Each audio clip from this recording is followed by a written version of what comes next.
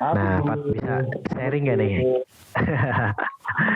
Kisaran gaji dan tunjangan kerja di Mahkamah Agung nih, Pat.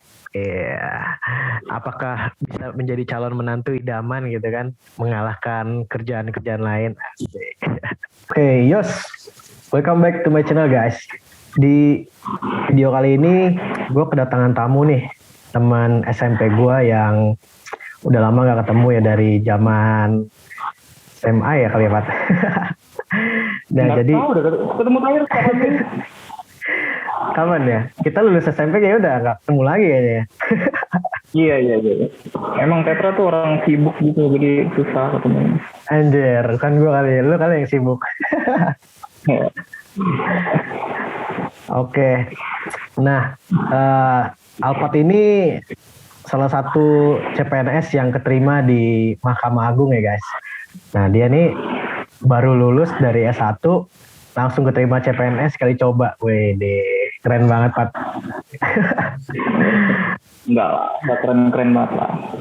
Nah, ini apa nih mau bagi-bagi, gue undang buat bagi-bagi tips ke teman-teman nih seputar tentang gimana sih caranya kita biar keterima di CPNS, terus gimana cara kita belajarnya, terus kenapa sih Alphard nih milih PNS bukan kerja di swasta yang lebih gede gajinya gitu kan. Nah, terus kenapa sih dia milih ke Mahkamah Agung bukan tempat lain, dan kira-kira nanti kita tanya nih di akhir berapa sih kisaran gaji dan tunjangannya guys. Oke, jadi jangan lupa kalian tonton, like, and subscribe supaya channel kita lebih berkembang lagi dan nanti bakal ngundang-undang teman-teman yang lebih menantu idaman buat kalian. Asik. Oke, Alphard, pertama-tama kenapa sih kira-kira alasan kenapa milih untuk jadi PNS gitu? Kenapa sih nggak pengen daftar di swasta gitu? Oke, sebelumnya gini kali ya, gue perkenalin diri dulu kali ya Tet ya. Oke, siap-siap. Biar lebih enak. Oke, halo teman-teman semuanya, nama gue Alphard Nur Syahban. Ya, kita satu SMP sama Tetra, SMP Negeri 10 Depok, kemudian kita mencar lah, sampai sekarang kita belum pernah ketemu.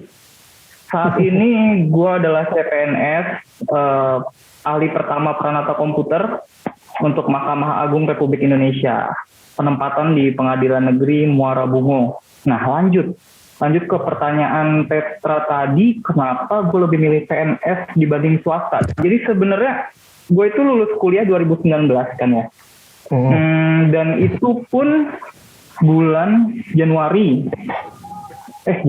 Iya, 2019. bulan Januari, wisuda bulan Februari, kira-kira kayak gitu. Dan dari awal tahun 2019 itu ya yang gue lakuin adalah bekerja di swasta. Dari bulan Mei di sebuah perusahaan gitu, dan penempatannya di vendor project IT, dan penempatannya itu di Hino Truck kalau kalian tahu. Cukup terkenal itu Pak. Iya. Gitulah kalau kalian suka lihat truk hijau-hijau itu Hino. Itu di kantor pusatnya, penempatannya di sana. Seperti itu, ngerjain proyek IT di sana sampai Desember 2020 terakhir.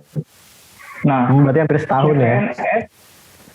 Iya, lebih dari hampir 2 tahun. Dari Mei 2019 sampai Desember 2020 gitu kan.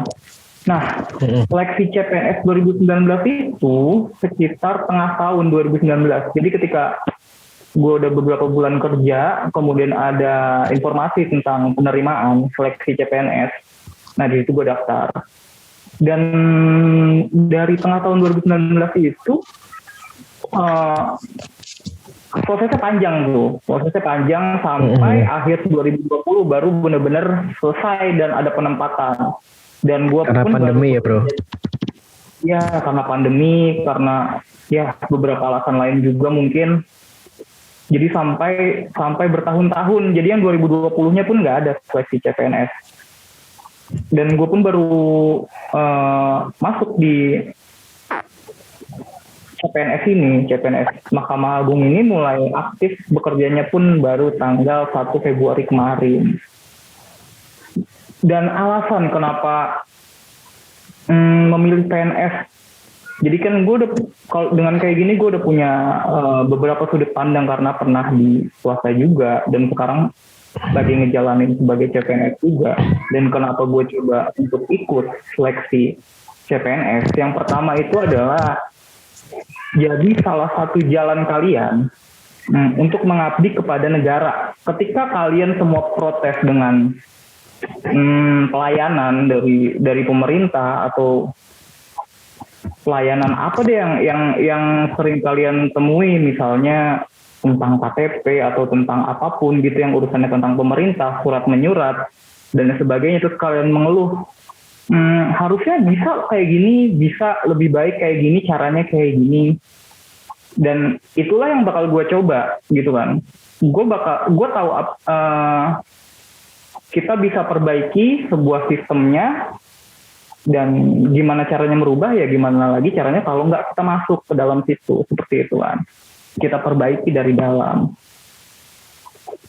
Itu sih yang gue pikirin waktu gue mau ikut CPNS kayak gitu. Dan yang kedua itu ketika lu jadi PNS gitu ya, itu cenderung aman dan stabil. Kenapa aman dan stabil? Karena kita bekerja untuk sebuah negara gitu kan. Negara pastinya adalah sebuah lembaga ya atau tempat yang emang stabil gitu. Jika dibandingkan dengan swasta, jika contohnya terdapat krisis atau pendapatan yang tidak baik dari perusahaan tersebut, maka ya kita sebagai karyawan pasti bakal terkena dampak kurang lebih. Terutama kalau kita dengar banyak cerita ketika pandemi kemarin, banyak yang harus dipangkas karyawannya, dikurangi seperti itu. Dan sementara kalau misalnya kita jadi PNS ya kita cenderung lebih aman. Jadi ya itulah keamanan dan kestabilan dari apa yang akan kita dapat gitu. Kemudian yang ketiga, jenjang karir yang jelas. Jenjang karir yang jelas itu maksudnya jika menjadi PNS, terutama jabatan struktural gitu ya, itu sudah bisa dipastikan setiap 4 tahun itu naik jabatan dan naik golongan seperti itu. Nah itu yang ketiga. Dan yang keempat itu jaminan hari tua. Jaminan hari tua ketika jadi PNS itu bakal lebih terjamin. Itu tadi kurang lebih tiga dari pekerjaan yang aman dan stabil, kemudian jenjang karirnya jelas, dan jaminan hari tuanya yang lebih terjamin. Ketika di swasta pun sebenarnya bukan berarti di swasta jaminan hari tuanya nggak terjamin. Ya sebenarnya sih balik lagi ke gimana caranya kita manajemen finansial kita untuk persiapan hari tua dan sebagainya. Tapi ya memang kalau di CPNS itu memang sudah dijamin untuk hari tuanya seperti itu. Apalagi Ted? Oke, keren banget Pat. Jadi intinya dari 3 itu kita pengen mengabdi gitu ya, dan mengabdi, terus jaminan sosial, terus tunjangan atau apa namanya jabatan gitu ya, karir yang jelas gitu. Oke, mantep banget alasannya, luar biasa. Langsung kita pertanyaan 2 nih Pat. Terus kenapa sih dari sekian banyak instansi daerah, kenapa sih nggak milih yang deket aja gitu kan? Kayak lu kan rumahnya di Depok nih, nggak milih daerah Depok gitu, pemerintah kota Depok atau Jakarta atau Jabodetabek gitu. Terus kenapa milih di Kejaksaan Agung gitu Pak? Di Mahkamah Agung. Oh ya sorry, maksudnya Mahkamah Agung, gue ketuker mulu ya. Iya. Emang kadang suka ketuker sih gitu, nggak jarang lah. Saya tuker Mahkamah Agung, Kejaksaan Agung. Kenapa pilih Mahkamah Agung? Oh ya, jadi ketika emang udah masa-masa pendaftaran seleksi CPNS. Kalau tahun ini kira-kira bulan April kalau nggak salah, ada beritanya. Nanti bisa dicek lagi teman-teman semuanya kalau mau ikutan. Ketika formasi atau jabatannya sudah diumumkan oleh pemerintah bahwa di instansi ini butuh jabatan ini dengan sekian banyak orang seperti itu. Nah, kita ada waktu untuk cari nih kira-kira kita mau daftarnya di mana. Dan kenapa waktu itu gue milih Mahkamah Agung? Yang pertama, Mahkamah Agung ketika untuk pendaftarannya tidak terlalu sulit. Persyaratan-persyaratan yang dibutuhkan tidak terlalu sulit. Seperti ya, kadang ada beberapa instansi yang membutuhkan berat badan maksimal, berat badan minimal, tinggi badan maksimal, tinggi badan minimal, seperti itu. Dan contohnya seperti itu. Dan di Mahkamah Agung itu pada tahun 2019, seleksi CPNS 2019, persyaratannya tidak ada seperti itu. Jadi lebih mudah. Nah, dan ya ketika penawaran posisi itu, penawaran formasi itu juga sebenarnya dijelaskan bahwa setiap instansi itu berbeda-beda ketika proses seleksinya, persyaratannya, seleksinya itu dijelaskan setiap instansi. Dan selain tadi persyaratan yang menurut gue lebih mudah, nah itu ada proses seleksinya di mana dia. Jadi kalau seleksi CPNS itu kan ada 2 tahap ya, seleksi kompetensi dasar dan seleksi kompetensi bidang. Nah, yang seleksi kompetensi bidang untuk Mahkamah Agung itu dilakukan dengan metode CAT, Computer Assisted Test. Jadi tes berbasis komputer, di mana ya kita menjawab pertanyaan sesuai bidang atau jabatan yang kita lamar itu melalui komputer. Dan menurut saya itu adalah metode SK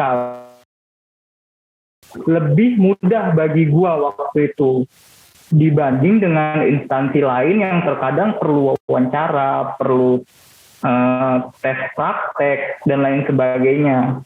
Sementara Mahkamah Agung hanya berdasarkan CAT. Jadi hasil dari CAT itu yang digunakan untuk perhitungan hasil akhir dari seleksinya seperti itu. Dan yang selanjutnya itu jumlah penerimaan dari Mahkamah Agung. Pada 2019 itu Mahkamah Agung menerima sebanyak 377 untuk formasi ahli pertama peranata komputer. Itu pun untuk yang umum ya. Maksudnya umum itu adalah berasal dari universitas yang akreditasinya apapun lah. Apapun atau minimal B gitu, nanti bisa dicek lagi. Jadi ada yang umum, ada yang cum laude. Cum laude itu harus program studi dan universitasnya akreditasinya harus A. Itu ada jalur tersendiri. Sementara kalau yang umum itu nggak ada persyaratan seperti itu. Nah, 377 menurut gue waktu itu adalah kesempatan yang bagus bagi gue, di mana ya gue merasa peluang untuk lolos pun jadi lebih besar dengan seperti itu. Walaupun kekurangannya, jika penerimaan Mahkamah Agung biasanya Kejaksaan Agung itu biasanya memang jumlahnya banyak, tapi penempatannya memang seluruh Indonesia, ditempatkan di pengadilan atau di kejaksaan. Pengadilan juga Mahkamah Agung, kejaksaan juga di Kejaksaan Agung. Seperti itu di setiap daerah di seluruh Indonesia. Dan hal itu sudah dipertimbangkan dan gue merasa fine, gak ada masalah kalau misalnya harus ditempatkan di seluruh Indonesia. Jadi gue gak ada masalah dengan itu. Sementara 377 menurut gue kesempatan yang besar, gue jadi punya persentase lolos yang lebih besar, jadi gue pilih di situ. Gitu deh. Berarti nggak terlalu bermasalah ya Pak, untung masih muda jauh-jauh ya. Iya betul, karena bagaimanapun semua bisa mutasi, semua bisa pindah, semua akan indah pada waktunya. Waduh, mantap. Nah gitu guys. Nah sekarang kita agak masuk ke lebih intim kayaknya ya. Kita pengen tahu nih gimana sih Alphard bisa langsung keterima nih sekali coba langsung ke CPNS. Oke. Nah Gimana? Kira-kira Alpat ini belajarnya dari mana aja sih? Apakah dari YouTube, apakah dari buku aja, atau ada bimbel kayak gitu? Nah, bisa di-sharing nih ke teman-teman yang calon-calon pejuang NIP gitu di sini. Pejuang-pejuang NIP. Iya. Iya. Gimana ya? Kayaknya sih setiap orang sih punya cara belajar masing-masing. Tapi apa yang gua jalani waktu itu ya. Waktu itu gue belajar dari buku. Gue beli buku di Shopee. Gue beli buku kayak soal-soal CPNS gitu. Terus tapi nggak suka gue baca buku, atau sebenarnya lebih ke nggak sempet sih, karena saat itu pun sambil kerja gitu, dan 2019 akhir belum ada pandemi, karena tes SKB-nya waktu itu sekitar bulan Januari dan itu belum pandemi, kerja pun masih di kantor WFO. Jadi yang gue manfaatkan adalah CD yang bisa didapetin ketika lo beli buku. CD itu nanti isinya program untuk lo bisa latihan soal di laptop atau komputer lo gitu. Dan ya paling gue itu yang gue lakuin di sela-sela pekerjaan gue di kantor. Gue colong-colongan, ngerjain soal. Itu sih lebih banyak ke latihan soal. Selain dari VG, gue juga dari grup Telegram. Jadi nanti setiap mulai nih musim-musimnya penerimaan atau musim-musimnya masa seleksi gitu bakal ada banyak grup Telegram. Biasanya dalam lingkup instansi, misalnya khusus untuk Pranata Komputer, Mahkamah Agung gitu. Nanti ada tiba-tiba orang yang buat grupnya gitu. Nanti kita bisa masuk ke sana, ribuan orang dari siapa yang daftar di jabatan dan instansi itu. Di situ pada saling bahas, saling belajar. Di Telegram juga ada fitur buat bikin kayak soal gitu. Jadi bisa kita pilih jawabannya dan tahu mana yang salah, mana yang benar, yang kayak gitu. Jadi ya itu yang gue manfaatin biar. Jadi gue tuh sebenarnya nggak terlalu banyak aktif di situ. Orang-orang pada aktif buat soal dan lain sebagainya. Gue ya cuma scrolling, ada pertanyaan, gue coba jawab, benar atau salah, nggak masalah. Ya itu sih, karena terbiasa aja latihan soal. Kalau gue sih lebih banyak ke latihan soalnya. Jadi ketika salah, baru gue cari tahu apa yang benar. Jadi agak kebalik nih, bukannya belajar dulu baru latihan soal, tapi gue latihan soal dulu baru belajar. Kalau misalnya emang ternyata gue belum tahu atau jawaban gue masih salah seperti itu. Dan gimana caranya belajar ya itu tadi sih, yang penting konsisten, tanamkan niat dari diri lu. Kalau misalnya emang lu pengen lolos nih dalam seleksi ini gitu, kayak gitu. Jadinya ya gue ketika naik kereta coba buka grup Telegramnya, ketika gue di kantor gue coba jalanin aplikasi latihan soalnya. Di aplikasi handphone di Play Store misalnya, kalau lo pakai Android juga pun banyak aplikasi-aplikasi soal. Dan gue ya selama ini lebih banyak di latihan soalnya. Baru kalau misalnya ada salah atau apa yang perlu gue cari tahu, baru gue belajar kayak gitu. Oke guys, tuh berarti bukan coba-coba ya guys. Jadi ada step by stepnya, kita ada prosesnya gitu ya Pat ya. Walaupun sambil kerja gitu kan, pulang dari kereta malam-malam ngantuk-ngantuk gitu kan. Jadi segala sesuatu pasti bisa lah ya Pat, kalau kita mau usaha ya. Iya, pasti bisa kok, pasti bisa. Nah gitu guys. Nah boleh di-share nggak sih Pat, kira-kira kemarin nilainya berapa SKD-nya dan peringkat berapa, terus SKB-nya berapa, terus hasil akhirnya gimana tuh?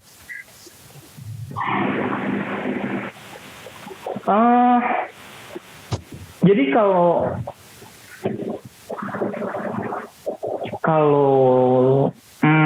sistem penilaian di CPNS itu, seleksi CPNS itu kan pertama lu harus lulus di seleksi kompetensi dasar, dan itu harus ada passing grade yang harus lu lewatin. Di seleksi kompetensi dasar itu ada 3 TIU, itu tentang intelijensi umum, TKP, karakteristik pribadi, dan TWK, wawasan kebangsaan. Nah, dari tiga bagian ini semuanya harus lolos passing grade. Itu yang pertama. Jadi lu harus lewatin semua passing grade-nya. Passing grade-nya berapa? Mungkin bisa berbeda-beda dan gue pun lupa. Jadi bisa dicek nanti ya. Setelah nilai lu melewati passing grade semuanya, yang kedua adalah lu harus berada di peringkat setidaknya 3 kali lipat dari formasi yang dibutuhkan. Misalnya pemerintah kota Depok gitu membutuhkan 10 orang. Jadi setidaknya lu harus berada di peringkat 30 atau di atasnya supaya bisa lanjut ke seleksi kompetensi bidang. Nah, setelah itu lu ikut seleksi kompetensi bidang, lu dapat nilai. Nah, hasil itu diintegrasikan menjadi peringkat akhir dengan perhitungan 40% dari SKD dan 60% dari SKB. Koreksi kalau misalnya nanti salah, tapi kira-kira seperti itu. Jadi hasil dari 2 tes itu diakumulasi, dihitung lagi jadi sebuah nilai akhir. Dan ketika SKD waktu itu dari formasi gue kan 377, berarti dikali 3 sekitar 1000-an orang yang bisa masuk ke SKB, dan gue berada di posisi 212. Alhamdulillah ya itu masih bisa lanjut ke SKB-nya karena masih di atas 1000-an itu posisinya. Dan di SKB gue lupa sebenarnya posisi berapa. Di SKB itu kayaknya posisi belasan gitu, 12 atau sekian lah gitu dari 1000-an orang itu. Karena di SKB nggak ada passing grade dan lain sebagainya, jadi 1000 orang itu ya semuanya terhitung gitu, ada urutannya, dan gue berada di posisi belasan itu, 12 atau berapa gitu. Dan pada akhirnya diintegrasikan dengan nilai SKD yang gue peringkat 212 itu, gue akhirnya dapet di peringkat 26. Kalau nilainya gue nggak terlalu hafal, tapi kira-kira peringkatnya kayak gitu kan. 26 dari 377 orang yang diterima untuk atau komputer. Mantap banget ya. Bukan sekedar masuk di peringkat bawah, bahkan Alfat ini masuk ke peringkat hampir teratas ya Pak ya. Ya, kira-kira kayak gitu, alhamdulillah. Nah gitu guys, jadi itulah kira-kira bagan kerja ya dari proses rekrutmen CPNS ya, dari SKD sampai SKB, itu perhitungan seperti apa. Jadi nanti kalau kalian udah SKD nilainya kalau bisa setinggi mungkin. Nah nanti kan karena perankingan ya Pak ya. Nah iya, jadi yang penting itu sebenarnya di SKB-nya. Jadi yang penting itu pertama lu harus lulus SKD. Iya. Jadi lu harus lulus SKD, seenggaknya lulus nih, maksudnya walaupun lu mungkin dapat peringkat yang agak di bawah ratusan misalnya gitu, selama masih lulus it's okay, karena kita bisa kejar di SKB-nya. Dan lagi pula di SKB-nya itu perhitungannya kan 60% dari hasil akhirnya gitu. Jadi ketika kemarin gue dapat posisi ratusan nih, waduh 200 nih, udah ibaratnya menengah ke bawah dari 377 misalnya kayak gitu pada hasil akhirnya nanti gitu misalnya. Tapi ya gimana caranya gue coba kejar di SKB-nya, gue dapat peringkat belasan, sehingga itu ngedongkrak gue ke posisi yang lebih aman kayak gitu untuk lolos. Oke guys, kita masuk ke pertanyaan selanjutnya.